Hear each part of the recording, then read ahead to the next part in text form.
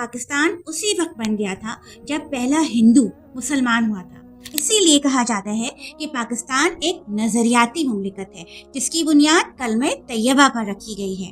جس ہوا میں ہم سانس لے رہے ہیں وہ بھی کوئی کم زہر آلود تو نہیں ہے۔ اگر آپ اس چینل پر نیو ہیں تو چینل کو سبسکرائب کر دیجئے اور میری ویڈیو کو لائک اور شیئر کر دیجئے اور بیل آئیکن کو پریس کرنا مت بھولیے گا تاکہ میری ہر آنے والی ویڈیو آپ کو مل سکے۔ بسم اللہ الرحمن الرحیم۔ السلام علیکم۔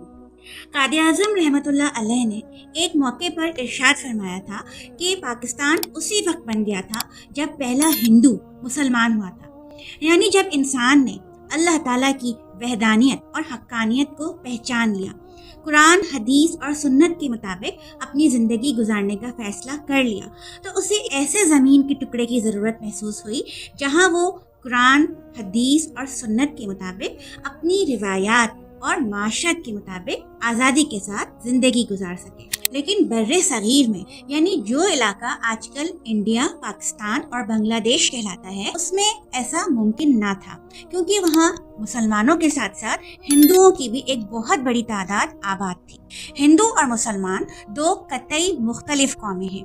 ان کا نہ صرف مذہب مختلف ہے بلکہ ان کا رہنا سہنا، کھانا پینا، لباس، معاشرت، طرز زندگی بالکل مختلف ہے، اور یہ دین اسلام کے مطابق آپس میں شادی بیاہ بھی نہیں کر سکتے۔ لہٰذا اتنی مختلف قومیتیں ہوتے ہوئے ان کے لیے الگ الگ سرزمین کا قیام لازمی تھا۔ پاکستان اسی دو قومی نظریے کی بنیاد پر تخلیق کیا گیا۔ اسی لیے کہا جاتا ہے کہ پاکستان ایک نظریاتی مملکت ہے جس کی بنیاد کلمہ طیبہ پر رکھی گئی ہے۔ لیکن پاکستان بننے کا یہ عمل اتنا آسان نہ تھا بلکہ صدیوں پر محیط تھا، اور اس کے لیے مسلمانوں کو محاورتاً نہیں بلکہ حقیقتاً آگ اور خون کا دریا پار کرنا پڑا۔ 1940 میں مسلم لیگ نے مسلمانوں کے لیے ایک علیحدہ مملکت کے قیام کا مطالبہ پیش کیا۔ ویسے بھی دوسری جنگ عظیم کے دوران، جو کہ 1939 سے 1945 تک لڑی گئی، حکومت برطانیہ کے لیے بر صغیر میں اپنا کنٹرول بحال رکھنا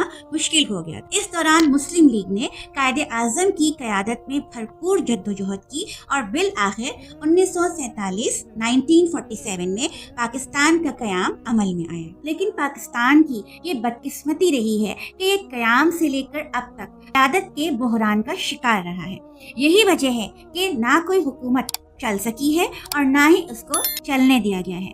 سیاسی حکومت اور عسکری قبضے کا یہ میوزیکل چیئر آج بھی جاری ہے۔ وہ ملک جو ہمارے بزرگوں نے کلمہ طیبہ کی بنیاد پر اپنی جان، مال اور عزتوں کی قربانی دے کر حاصل کیا تھا، وہ آج تک سود کی لعنت میں مبتلا ہے۔ بے حیائی اور فحاشی عام ہوتی جا رہی ہے اور ہمارے بچے نت نئے نشوں کا شکار ہو رہے ہیں۔ جس طرف آنکھ اٹھا کر دیکھو، لاقانونیت، افراتفری اور بدنظمی کا دور دورہ ہے۔ گویا انسانوں کا ایک جنگل ہے جہاں جس کی لاٹھی اس کی بھینس کا قانون چلتا ہے۔ کس کو الزام دیں، کس سے منصفی چاہیں کہ عدالتوں کا تو اپنا جنازہ نکل چکا ہے۔ جس ملک کی 45% عوام خط غربت سے نیچے رہتی ہے، اس میں ہزاروں ارب روپے کی کرپشن کی جاتی ہے۔ بڑے بڑے سرکاری عہدوں پر نااہل لوگ فائز ہیں۔ رشوت اور سفارش کے بغیر کوئی بھی کام کروانا تقریباً ناممکن ہے۔ لیکن سیاسی لیڈروں یا بڑے بڑے سرکاری افسروں کا رونا ہی کیا روئیں، پورا ملک ہی اخلاقی دیوالیے پن کا شکار ہے۔ کھانے پینے کی مارکیٹ میں جائیں تو سبزی فروش، گوشت فروش، دودھ فروش، ہر کوئی پورے پیسے لے کر ملاوٹ شدہ اور 2 نمبر چیزیں بیچ رہا ہے۔ اب کھانے پینے کی ہی کیا بات کی جائے، جس ہوا میں ہم سانس لے رہے ہیں وہ بھی کوئی کم زہر آلود تو نہیں ہے۔ حکومت کی بنیادی ذمہ داری عوام کو جان، مال اور عزت کا تحفظ فراہم کرنا ہے۔ اس کے ساتھ ساتھ مفت اور معیاری تعلیم اور صحت کی سہولتیں فراہم کرنا ہے۔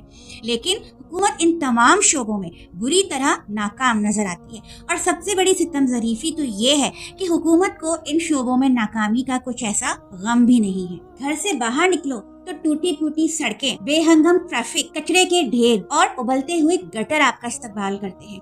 گھر آؤ تو بجلی کی لوڈ شیڈنگ، گیس کی لوڈ شیڈنگ، نلوں میں پانی ندارت، غرض کی ایک عام پاکستانی کی زندگی اجیرن، اس پر مہنگائی کا طوفان، الامان الحفیظ، تعلیم کے نام پر پرائیویٹ اسکول اور صحت کے نام پر پرائیویٹ اسپتال لوٹ مار کا بازار گرم کر رہے ہیں۔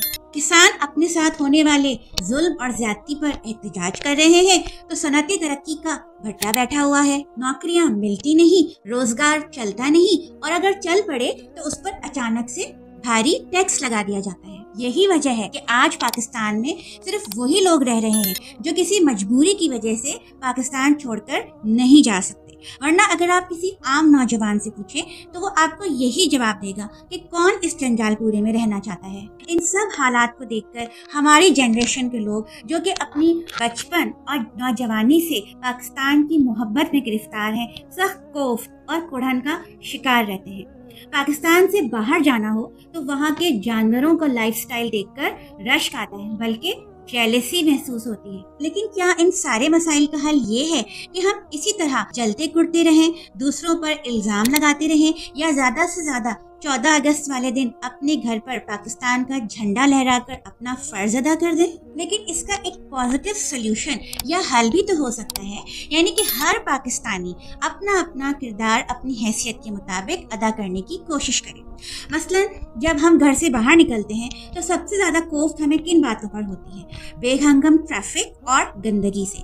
تو اس کے لیے سب سے پہلے تو ہمیں خود گندگی پھیلانے سے بچنا چاہیے، خود بھی ٹریفک کے اصولوں کی پابندی کرنی چاہیے، اور اپنے بچوں کو بھی اس کا سبق دینا چاہیے۔ ایک عام پاکستانی ہونے کی حیثیت سے ہم یہ تو کر سکتے ہیں کہ اپنے اخلاق، کردار اور معاملات کو سنواریں، اور اپنے بچوں کو ایسی تربیت دیں کہ وہ حلال و حرام میں تمیز کر سکیں، جھوٹ، رشوت، بے ایمانی، دھوکہ دہی، بے حیائی اور فحاشی کو برا سمجھیں اور اس سے لازمی بچنے کی کوشش کریں۔ جن لوگ تعلیم یافتہ افراد کم از کم یہ تو کر سکتے ہیں کہ وہ اپنی تعلیم، ہنر اور تجربے کو اگلی نسل میں منتقل کرنے کا اہتمام کریں، یعنی پاکستان نے انہیں جو کچھ دیا ہے وہ پاکستان کو لوٹا سکیں اور اس طرح اپنے پاکستانی ہونے کا حق ادا کر سکیں۔ شکوائے ظلمت شب سے تو کہیں بہتر تھا، شکوائے ظلمت شب سے تو کہیں بہتر تھا، اپنے حصے کی کوئی شمع